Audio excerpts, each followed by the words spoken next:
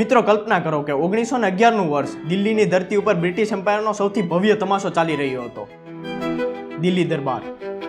King George ફિફ્થને સન્માન આપવા માટે ભારતના તમામ રાજા મહારાજાઓને ત્યાં બોલાવવામાં આવ્યા છે. નિયમ એક જ છે કે દરેકને કિંગ જ્યોર્જની સામે 3 વાર માથું નમાવવાનું, જેથી દરેકને ખબર પડે કે ભારત પર ખરેખર કોનું રાજ ચાલે છે. એક પછી એક રાજા આવે છે, ઝૂકે છે અને ચાલ્યા જાય છે, પણ પછી દરબારમાં એક નામ ગુંજે છે, બરોડાના મહારાજા સયાજીરાવ ગાયકવાડ ત્રીજા. અને એ જ ક્ષણે આખા દરબારનો જાણે શ્વાસ થંભી જાય છે. પણ બીજા બધા રાજાઓ ભારે ભરખમ શાહી પોશાકથી સજ્જ હતા, જ્યારે સયાજીરાવ ગાયકવાડ સાવ સાદા વસ્ત્રોમાં આવ્યા. તેમણે માથું નમાવ્યું ખરું, પણ નિયમ મુજબ જેટલું જોઈએ એટલું નહીં, ફક્ત ઔપચારિકતા પૂરતું. અને પછી કોઈની રજા લીધા વગર તેમણે કિંગ અને ક્વીન તરફ પોતાની પીઠ ફેરવીને ચાલતા થયા. એ જમાનામાં બ્રિટિશ રોયલ ફેમિલીને પીઠ બતાવી એ સીધું અપમાન ગણાતું. સયાજીરાવે એ દિવસે આખા સામ્રાજ્યને જાહેરમાં પડકાર્યું હતું. આ કોઈ કાલ્પનિક વાર્તા નથી. આ ઘટનાનો ઉલ્લેખ Sayajirao Gaekwad third the Maharaj of Baroda આ પુસ્તકમાંથી લેવામાં આવેલું છે. પ્રશ્ન એ થાય કે આટલી હિંમત આવી ક્યાંથી? જવાબ છુપાયેલો છે તેમના બાળપણમાં. કારણ કે સયાજીરાવ ગાયકવાડનો જન્મ કોઈ મહેલમાં નહીં, પરંતુ એક સામાન્ય ખેડૂત પરિવારમાં થયો હતો. અને આ ખેડૂતના દીકરાથી હિન્દુસ્તાનનો સૌથી પ્રભાવશાળી રાજા બનવાનો પ્રવાસ આ કોઈ સસ્પેન્સ થ્રિલરથી ઓછો નથી. આ વાર્તાનો વળાંક વર્ષ 1870માં આવ્યો કે જ્યારે બરોડાના લોકપ્રિય રાજા ખાંદેરાવ ગાયકવાડનું અચાનક અવસાન થયું. એમને કોઈ પુત્ર ન હતો, એટલા માટે એમના ભાઈ મલ્હારરાવને ગાદી સોંપવામાં આવી. પરંતુ તેઓ અત્યંત ક્રૂર અને અયોગ્ય શાસક સાબિત થયા. પરિસ્થિતિ એટલી ખરાબ થઈ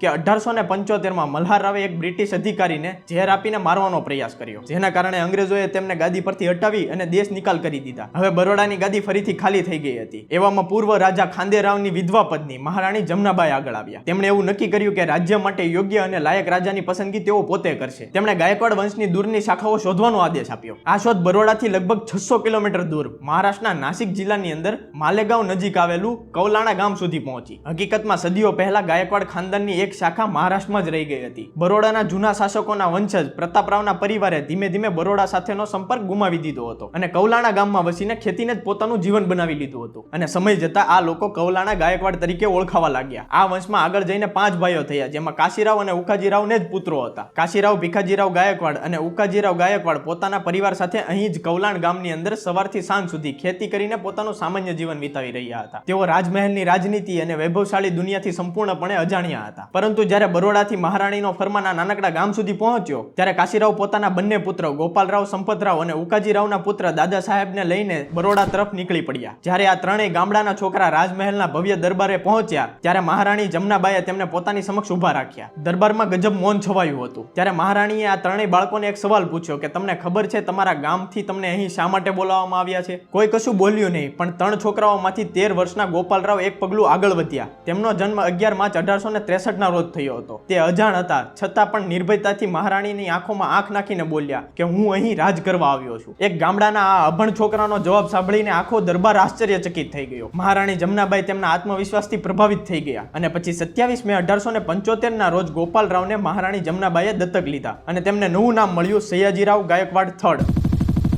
અને તેમને બરોડાની રાજગાદી ઉપર બેસાડવામાં આવ્યા. અંગ્રેજ અધિકારીઓ અંદરથી ખૂબ ખુશ હતા. એમને લાગ્યું કે આ ગામડાનો અભણ છોકરો હવે અમારા ઈશારા પર નાચશે. પરંતુ એમને એ ખબર ના હતી કે આ છોકરો એક દિવસ તેમની સૌથી મોટી સમસ્યા બનવાનો હતો. ગાદી પર બેઠા પછી સયાજીરાવે વૈભવશાળી જીવન પસંદ ન કર્યું. એમને દિવસ રાત કઠોર તાલીમ આપવામાં આવી અને હિન્દુસ્તાનના સૌથી કુશળ અને દૂરંદેશી વહીવટકારોમાંના એક દિવાન રાજા ટી માધવરાય અને બ્રિટિશ અધિકારી FAH એલિયટ કે તેમણે પ્રશાસન, કાયદો અને વિચારવાની કળા શીખવી. 28 ડિસેમ્બર 1881ના રોજ જ્યારે તેમને સંપૂર્ણ સત્તા મળી, ત્યારે તેમણે પોતાનું સાચું વ્યક્તિત્વ બતાવવાનું શરૂ કર્યું. જ્યાં મોટાભાગના રાજાઓ સત્તા મળતા જ ખજાના ઉડાડતા, ત્યાં સયાજીરાવે મહેલના 200 નોકરોની સંખ્યા ઘટાડીને માત્ર 40 કરી દીધી હતી. તેઓ દરેક વિભાગની ફાઇલ પોતે વાંચતા અને તેમનું એક પ્રખ્યાત વાક્ય હતું કે I am awake because I have work, અર્થાત હું જાગી રહ્યો છું કારણ કે મારી પાસે કામ છે. પોતાના 60 વર્ષના શાસનકાળ દરમિયાન તેઓ 22 વર્ષ વિદેશ યાત્રા કરી. તેઓ 24 વખત યુરોપ ગયા, પરંતુ બીજા રાજાઓની જેમ માત્ર મોજશોખ માટે નહીં, તેઓ ત્યાંની રેલવે, ઉદ્યોગ, લાઇબ્રેરી, કળા અને સ્થાપત્યનો અભ્યાસ કરવા જતા અને આ જ્ઞાન બરોડા લાવતા. 1892માં તેમણે સમગ્ર ભારતમાં પ્રથમ વખત ફરજિયાત અને મફત પ્રાથમિક શિક્ષણની શરૂઆત કરી અને દરેક બાળકો માટે શાળા ફરજિયાત બનાવી. તેમણે આધુનિક શાળાઓ, કોલેજો અને ન્યાય મંદિરનું નિર્માણ કરાવ્યું. ખેડૂતોને બજારો સુધી જોડવા માટે ગાયકવાડ સ્ટેટ રેલવેનો વિસ્તાર લગભગ 200 કિલોમીટર સુધી વધાર્યો. 1896માં બરોડામાં ભયાનક પ્લેગ ફાટી નીકળ્યો અને 1899માં વિનાશક દુષ્કાળ પડ્યો કે જેમાં લોકો મુશ્કેલીમાં મુકાયા હતા. પણ સયાજીરાવે ગભરાવાની જગ્યાએ પાણીની સમસ્યાને પ્રાથમિકતા આપી. તેમણે એન્જિનિયર જગન્નાથ સદાશિવ સાથે મળીને સૂર્યા નદી ઉપર એક વિશાળ ડેમ બનાવવાનું શરૂ કર્યું. 5 વર્ષ પછી આ પ્રોજેક્ટ પૂરો થયો અને લોકોને શુદ્ધ પાણી મળવા લાગ્યું. પરંતુ આ બધા પછી સયાજીરાવને એક વાત સારી રીતે સમજાઈ ગઈ હતી કે જ્યાં સુધી કોઈ રાજ્યની આર્થિક વ્યવસ્થા અને તેનું નાણાકીય તંત્ર કોઈ બીજાના નિયંત્રણમાં હોય ત્યાં સુધી રાજ્ય સાચા અર્થમાં સંપૂર્ણપણે સ્વતંત્ર બની શકતું નથી. બરોડાના વેપારીઓ, જમીનદારો અને રાજ્યના વિવિધ વિભાગોના નાણાકીય વ્યવહારો અંગ્રેજી બેંક મારફતે થતા હતા. પૈસા તો હિન્દુસ્તાનના હતા, પરંતુ તેનું નિયંત્રણ લંડનમાં બેઠેલા લોકોના હાથમાં હતું. આ સાંકળ તોડવા અને આર્થિક આત્મનિર્ભરતાને હાંસિલ કરવા માટે સયાજીરાવે 1908માં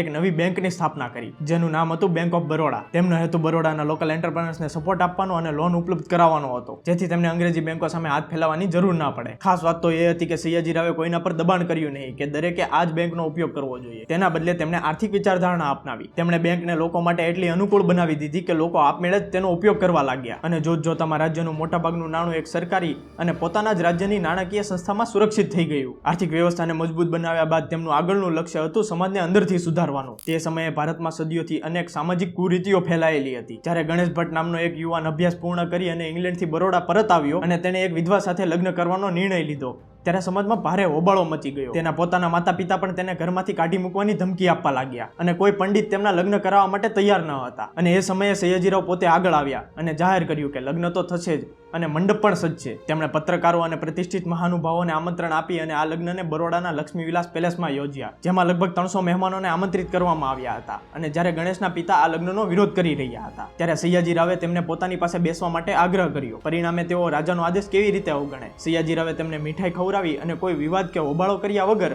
સમાજને એક મજબૂત સંદેશો આપ્યો કે હવે સમાજમાં એક પરિવર્તન આવવું જોઈએ. અને આ બદલાવ માત્ર એક લગ્ન સુધી મર્યાદિત ન હતો, પરંતુ તેમણે અનેક સામાજિક કાયદાઓમાં મહત્વપૂર્ણ સુધારા કર્યા. બાળ લગ્ન સામે કાયદા બનાવ્યા અને સ્ત્રીઓના અધિકાર માટે તેમણે હિન્દુ ડિવોર્સ એક્ટની રજૂઆત કરી. તેમણે વિશાળ સેન્ટ્રલ લાઇબ્રેરીની સ્થાપના કરી અને ગામડાઓ સુધી પુસ્તક પહોંચાડવા માટે ટ્રાવેલ લાઇબ્રેરી સિસ્ટમ શરૂ કર્યું. આ સિસ્ટમમાં લાકડાના બોક્સની અંદર પુસ્તકો ભરી અને ગામે ગામ મોકલતા હતા. આ યોજના એટલી અનોખી હતી કે વેમ્બલી બ્રિટિશ એમ્પાયર એક્ઝિબિશન અને રોમ વર્લ્ડ કોન્ફરન્સ ઓફ લાઇબ્રેરિયન્સમાં પણ તેનું પ્રદર્શન કરવામાં આવ્યું. અત્યાર સુધી અંગ્રેજો સમજી ગયા હતા કે આ રાજા કોઈ સામાન્ય માણસ નથી, પરંતુ અંદર ને અંદર આઝાદીની આગ ભડકાવી રહ્યો છે. જ્યારે અંગ્રેજો બાળ ગંગાધર તિલકને દબાવવાનો પ્રયાસ કરી રહ્યા હતા, ત્યારે સયાજીરાવ ગુપ્ત રીતે કેસરી અને ધ મરાઠા અખબારોને આર્થિક સહાય મોકલતા હતા. તેમણે અનેક ભારતીય વિદ્યાર્થીઓને વિદેશમાં અભ્યાસ માટે સ્કોલરશિપ આપી. આ વિદ્યાર્થીઓમાંના એક હતા ડોક્ટર ભીમરાવ આંબેડકર. સયાજીરાવે તેમને કોલંબિયા યુનિવર્સિટી અને ત્યારબાદ લંડનમાં અભ્યાસ કરવા માટે નાણાકીય સહાય આપી હતી. આ બધું જોઈને બ્રિટિશ ઇન્ટેલિજન્સ સિસ્ટમ ચિંતિત થઈ ગયું. અંગ્રેજોએ સયાજીરાવ પર સતત નજર રાખવાની શરૂઆત કરી. તેમની વાતચીત પર ગુપ્ત નજર રાખવામાં આવી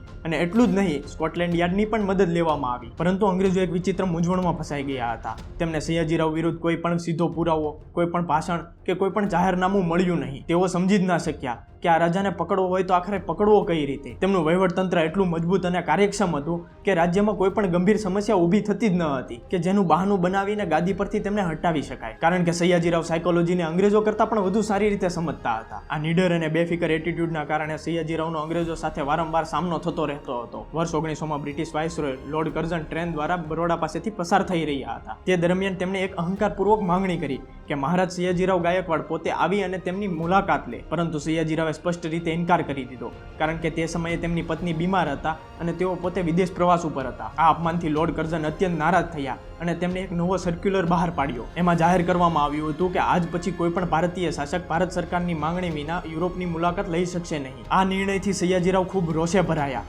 અને તેમણે પોતાના દિવાનને લખેલા પત્રમાં જણાવ્યું કે જો આ સર્ક્યુલર માનવામાં આવે તો આપણે રાજાઓ પગારદાર નોકર કરતાં પણ નીચી સ્થિતિમાં પહોંચી જઈશું અને આપણા સ્વાભિમાન તથા ગૌરવનું કોઈ પણ મૂલ્ય નહીં રહે. સયાજીરાવે લોર્ડ કર્ઝનના આ આદેશને સંપૂર્ણપણે અવગણ્યો અને સરકારને જાણ કર્યા વગર પોતાના વિદેશ પ્રવાસો ચાલુ રાખ્યા. પછી વર્ષ 1903 આવ્યું કે જ્યારે કિંગ એડવર્ડના સન્માનમાં એક ભવ્ય દરબાર યોજવામાં આવ્યો હતો. અહીં પણ સયાજીરાવે પોતાનો બળવાખોર સ્વભાવ છોડ્યો નહીં અને હાથીઓની શાહી શોભાયાત્રામાં જોડાવાથી સ્પષ્ટ રીતે ઇનકાર કરી દીધો. આ દરબારમાં અંગ્રેજો ઈચ્છતા હતા કે તેમના અધિકારીઓ અને સૈનિકો દૂરથી અલગ ઓળખાઈ જાય. તેથી બ્રાઇટ રેડ કોટ પહેરવાનો અધિકાર માત્ર પોતાના લોકો માટે રિઝર્વ કરી રાખ્યો હતો. લાલ રંગ હંમેશાથી રાજાશાહી અને ગૌરવનું પ્રતીક માનવામાં આવતું હતું, પરંતુ અંગ્રેજોએ તેના પર પણ પોતાનો હક જમાવી લીધો હતો. સયાજીરાવને આ વાત અત્યંત અપમાનજનક લાગી એટલે તેમણે સ્પષ્ટ કહી દીધું કે તેઓ આ જ વેશભૂષા પહેરશે. આ એ જ જુસ્સો અને આત્મસન્માન હતું કે જેણે આગળ જઈને 1911ના દિલ્હી દરબારમાં કિંગ જોર્જની સાથે આખી દુનિયાએ પોતાની આંખેથી જોયું. મિત્રો, મહારાજા સયાજીરાવ ગાયકવાડે 1875 થી 1939 સુધી બરોડા રાજ્ય પર શાસન કર્યું અને આ બરોડા રાજ્યનો વિકાસ તથા પ્રગતિ એક નવી ઊંચાઈ સુધી પહોંચાડી. પરંતુ તેઓ હંમેશા અંદરથી એક નાના ગામના ખેડૂતના દીકરા રહ્યા. એવી પણ વાત કહેવાય છે કે જે કપડાં પહેરીને તેમણે પહેલીવાર રાજમહેલમાં પગ મૂક્યો હતો